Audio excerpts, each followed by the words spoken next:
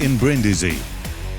After 4 years, the Formula 2 World Championship is back in Brindisi, in the very south of Italy.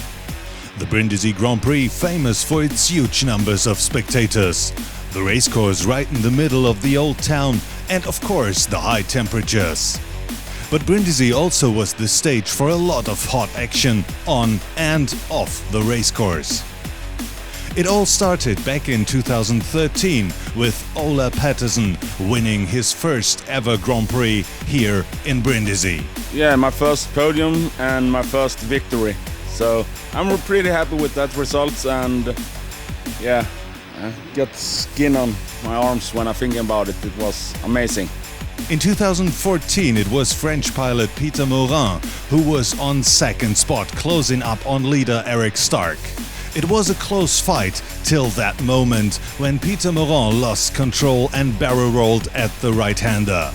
But his race wasn't over. Morin continued and even managed a third place on the podium. But the 2014 Grand Prix provided even more drama when Pierre Lundin took the lead from Eric Stark, but a crash in the final laps caused a full course yellow. At the restart, Eric Stark took back the lead and won the race, which was another step to his 2014 F2 title win. 1 year later, in 2015, it was Pierre Lundin who finally led the race from the start and won in Brindisi. But the real surprise was newcomer Matt Palfreman, who was making his F2 debut and was quick from the first session on. So the British driver made it on the podium at his first ever Grand Prix. And also German Nick Bisterfeld, who came second, had his first podium here in Brindisi in 2015. So now the Brindisi story continues, and we will see what kind of surprise we will have in the 2019 edition of the Grand Prix of Italy. Finding answers. After 2 races, Abu Dhabi pilot Rashid Al-Khamzi is the leader of the 2019 championship.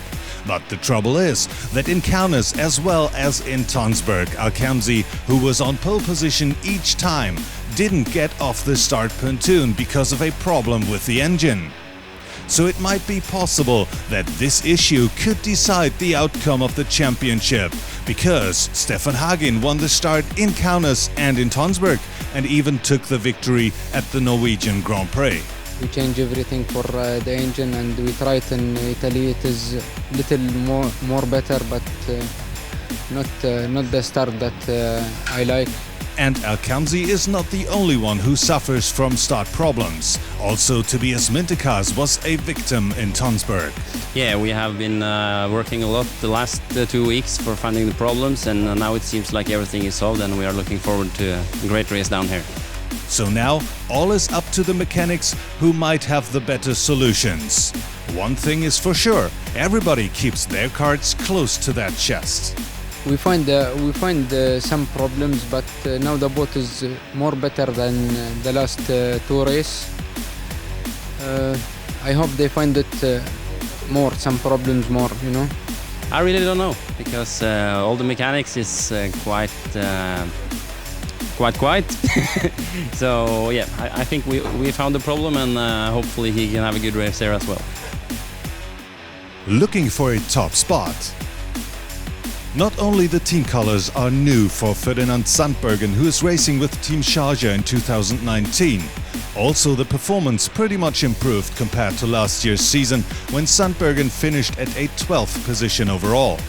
This year the Dutch pilot is only 14 points behind leader Al-Khamzi on second spot in the overall standings.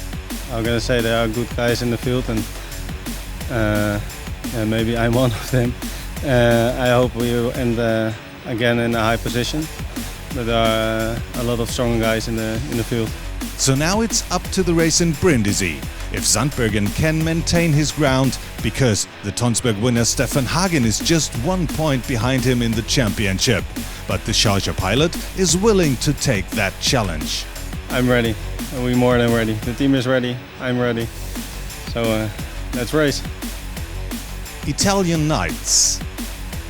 Before the actual race action starts in Brindisi, teams and drivers enjoyed Friday night's cocktail party. a glamorous get-together, allowing the teams to relax in style.